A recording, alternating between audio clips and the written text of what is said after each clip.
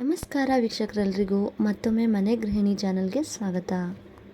ತುಂಬ ಸುಲಭವಾಗಿ ಕಡಿಮೆ ಸಮಯದಲ್ಲಿ ಮನೆಯಲ್ಲಿ ನಾವು ಹೋಟೆಲ್ ಸ್ಟೈಲಲ್ಲಿ ಜೀರಾ ರೈಸನ್ನು ಯಾವ ಥರ ಮಾಡೋದು ಅಂತ ನೋಡೋಣ ಬನ್ನಿ. ಮೊದಲಿಗೆ ಗ್ಯಾಸ್ ಸ್ಟವ್ನ ಆನ್ ಮಾಡಿಕೊಂಡು ಒಂದು ಕಡಾಯಿನ ಇಟ್ಟಿದ್ದೆ. ಒಗ್ಗರಣೆಗೆ 1.5 ಟೇಬಲ್ ಸ್ಪೂನಷ್ಟು ಎಣ್ಣೆನ ಹಾಕಿ ಎಣ್ಣೆ ಸ್ವಲ್ಪ ಬಿಸಿ ಆದಮೇಲೆ ಜೀರಿಗೆನ ಹಾಕ್ಕೊಳ್ತಾ ಇದ್ದೀನಿ.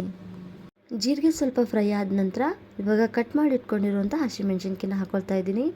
ಹಸಿಮೆಣಸಿನ್ಕಾಯಿ ಕೂಡ ಎಣ್ಣೆಯಲ್ಲಿ ಸ್ವಲ್ಪ ಚೆನ್ನಾಗಿ ಫ್ರೈ ಆದಮೇಲೆ ಸ್ವಲ್ಪ ಕರಿಬೇವನ್ನು ಹಾಕಿಬಿಟ್ಟು ಒಂದು ಸ್ವಲ್ಪ ಚೆನ್ನಾಗಿ ಕರಿಬೇವನ್ನು ಫ್ರೈ ಮಾಡ್ಕೊಳ್ತಾ ಇದ್ದೀನಿ.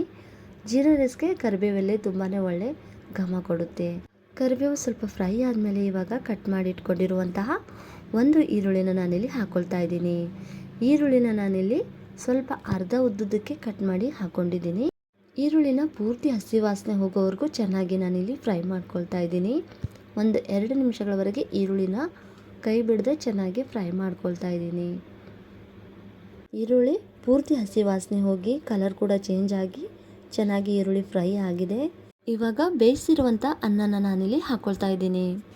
ಬೇಯಿಸಿರುವಂಥ ಅನ್ನವನ್ನು ನಾನಿಲ್ಲಿ ಒಂದು ತಟ್ಟೆಯಲ್ಲಿ ಹಾಕಿ ಅನ್ನ ಸ್ವಲ್ಪ ಆರೋದಕ್ಕೆ ಇಟ್ಟಿದ್ದೆ.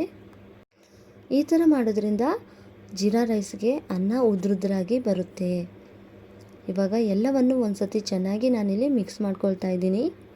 ಪೂರ್ತಿಯಾಗಿ ಒಗ್ಗರಣೆ ಅನ್ನದಲ್ಲಿ ಚೆನ್ನಾಗಿ ಬೆರಿಬೇಕು.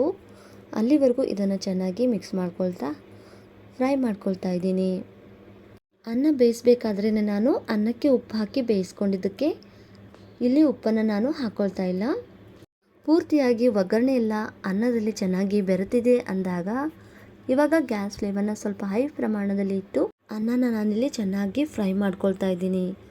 ಈ ಥರ ಗ್ಯಾಸ್ ಫ್ಲೇಮನ್ನು ಹೈ ಫ್ಲೇಮಲ್ಲಿಟ್ಟು ಅನ್ನನ ಬೇಯಿಸೋದ್ರಿಂದ ಹೋಟೆಲ್ಗಳಲ್ಲಿ ಮಾಡುವಂಥ ಜೀರಾ ರೈಸ್ ರುಚಿ ನಿಮಗೆ ಸಿಗುತ್ತೆ. ಮಾಮೂಲಾಗಿ ಹೋಟೆಲ್ಗಳಲ್ಲೂ ಕೂಡ ಇದೇ ಥರ ಜೀರಾ ರೈಸು ಮತ್ತು ಫ್ರೈಡ್ ರೈಸನ್ನು ಗ್ಯಾಸ್ ಫ್ಲೇಮ್ ಹೈ ಫ್ಲೇಮಲ್ಲಿಟ್ಟು ಚೆನ್ನಾಗಿ ಫ್ರೈ ಮಾಡೋದ್ರಿಂದ ತುಂಬ ರುಚಿ ಕೊಡುತ್ತೆ. ಹಾಗಾಗಿ ಮನೇಲಿ ಕೂಡ ನಾನು ಅದೇ ಥರ ಟ್ರೈ ಮಾಡಿದ್ದೀನಿ. ನೀವು ಕೂಡ ಟ್ರೈ ಮಾಡಿ, ಖಂಡಿತ ಚೆನ್ನಾಗಿ ಬರುತ್ತೆ, ಹೋಟೆಲ್ ರುಚಿ ಕೊಡುತ್ತೆ. ಇವತ್ತಿನ ಈ ಜೀರಾ ರೈಸು ಎಷ್ಟು ಸಿಂಪಲ್ ಅಲ್ವಾ ಮಾಡೋದು. ಈ ರೆಸಿಪಿ ವಿಡಿಯೋ ಇಷ್ಟ ಆದರೆ ಮರಿದೆ ಲೈಕ್ ಮಾಡಿ, ಶೇರ್ ಮಾಡಿ, ಕಮೆಂಟ್ ಮಾಡಿ. ಹಾಗೆ ಮನೆ ಗೃಹಿಣಿ ಚಾನಲ್ನು ಕೂಡ ಸಬ್ಸ್ಕ್ರೈಬ್ ಮಾಡಿಕೊಂಡು ಪಕ್ಕದಲ್ಲಿರುವಂಥ ಬೆಲ್ಲೈಕನನ್ನು ಕ್ಲಿಕ್ ಮಾಡಿ ಆಲ್ ಆನ್ ಆಪ್ಷನನ್ನು ಸೆಲೆಕ್ಟ್ ಮಾಡಿ ಅಂತ ರಿಕ್ವೆಸ್ಟ್ ಮಾಡ್ತಾ ಈ ರೆಸಿಪಿ ವಿಡಿಯೋ ನೋಡಿದ್ದಕ್ಕೆ ಧನ್ಯವಾದಗಳು.